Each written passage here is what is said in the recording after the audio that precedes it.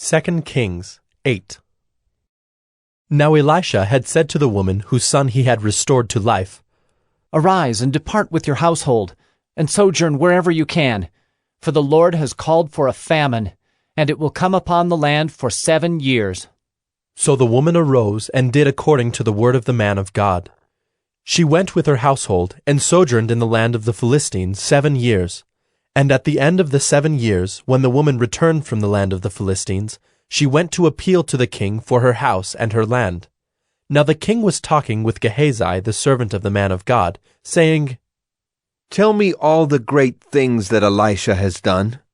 And while he was telling the king how Elisha had restored the dead to life, behold, the woman whose son he had restored to life appealed to the king for her house and her land.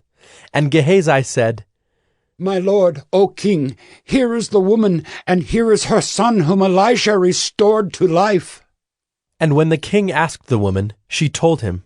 So the king appointed an official for her, saying, "Restore all that was hers, together with all the produce of the fields from the day that she left the land until now." Now Elisha came to Damascus. Ben-Hadad, the king of Syria, was sick, and when it was told him, "The man of God has come here," the king said to Hazael, "Take a present with you, and go to meet the man of God, and inquire of the Lord through him, saying, Shall I recover from this sickness?" So Hazael went to meet him, and took a present with him, all kinds of goods of Damascus, 40 camel loads. When he came and stood before him, he said, "Your son Ben-Hadad, king of Syria, has sent me to you, saying, Shall I recover from this sickness?" And Elisha said to him, Go, say to him, You shall certainly recover. But the Lord has shown me that he shall certainly die. And he fixed his gaze and stared at him until he was embarrassed. And the man of God wept. And Hazael said, "Why does my lord weep?" He answered, Because I know the evil that you will do to the people of Israel. You will set on fire their fortresses, and you will kill their young men with the sword, and dash in pieces their little ones, and rip open their pregnant women. And Hazael said, "What is your servant, who is but a dog, that he should do this great thing?" Elisha answered, The Lord has shown me that you are to be king over Syria. Then he departed from Elisha and came to his master, who said to him, "What did Elisha say to you?" And he answered, "He told me that you would certainly recover." But the next day he took the bedcloth and dipped it in water, and spread it over his face till he died. And Hazael became king in his place. In the 5th year of Joram the son of Ahab, king of Israel, when Jehoshaphat was king of Judah, Jehoram the son of Jehoshaphat, king of Judah, began to reign. He was 32 years old when he became king, and he reigned 8 years in Jerusalem.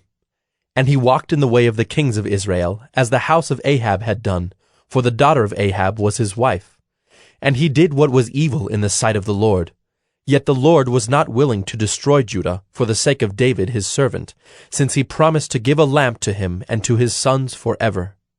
In his days Edom revolted from the rule of Judah and set up a king of their own. Then Joram passed over to Zair with all his chariots and rose by night. And he and his chariot commanders struck the Edomites who had surrounded him, but his army fled home. So Edom revolted from the rule of Judah to this day. Then Libnah revolted at the same time. Now the rest of the acts of Joram and all that he did, are they not written in the book of the Chronicles of the kings of Judah? So Joram slept with his fathers, and was buried with his fathers in the city of David, and Ahaziah his son reigned in his place.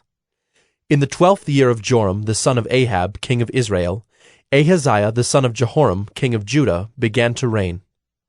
Ahaziah was 22 years old when he began to reign, and he reigned 1 year in Jerusalem. His mother's name was Athaliah. She was a granddaughter of Omri, king of Israel.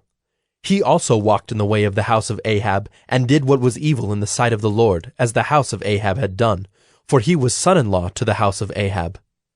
He went with Joram the son of Ahab to make war against Hazael king of Syria at Ramoth-Gilead, and the Syrians wounded Joram.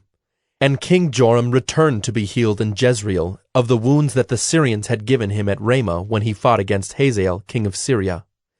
And Ahaziah the son of Jehoram, king of Judah, went down to see Joram the son of Ahab in Jezreel, because he was sick.